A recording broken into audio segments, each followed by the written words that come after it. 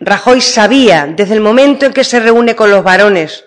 que había una desviación del déficit importante en las comunidades autónomas gobernadas por el Partido Popular, sabía que tenía que subir impuestos, pero lo ocultó y es la desviación de las comunidades autónomas las que nos lleva a esta situación. Pero le exigimos también a Rajoy que no haga recaer la dureza de las medidas que se han adoptado sobre aquellos que no se han desviado, sobre aquellos que no han gastado más de lo que debían,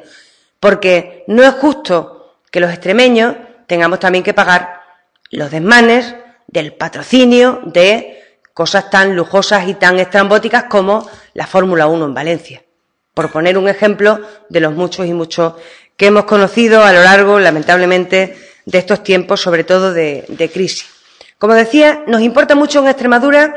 cómo van a afectar esas transferencias finalistas a nuestra comunidad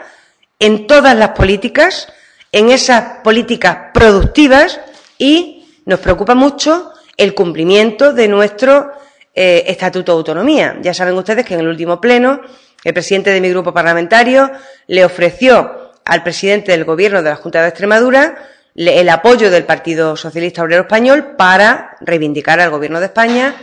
el cumplimiento del pago de la deuda histórica y de esas inversiones extraordinarias que plantea nuestro estatuto, guante que recogió el presidente de la Junta, y es correcto, y sabemos que Izquierda Unida también está en esa línea. Todo el Parlamento extremeño está unido en la reivindicación del cumplimiento de esa ley tan importante y vamos a seguir prestándole apoyo al Gobierno de la Junta de Extremadura. Lo que queremos es que el Gobierno de la Junta de Extremadura también levante la voz y reivindique ante Rajoy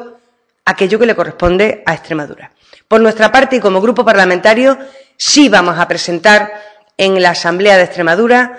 cuantas iniciativas sean oportunas para que el Gobierno de España retire de marcha atrás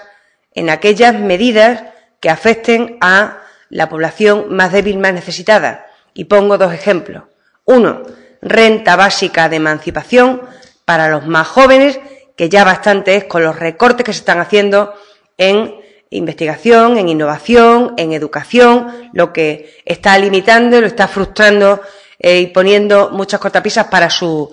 futuro, y también que dé marcha atrás en esa congelación del salario mínimo interprofesional que afecta a muchos miles de extremeños y extremeñas.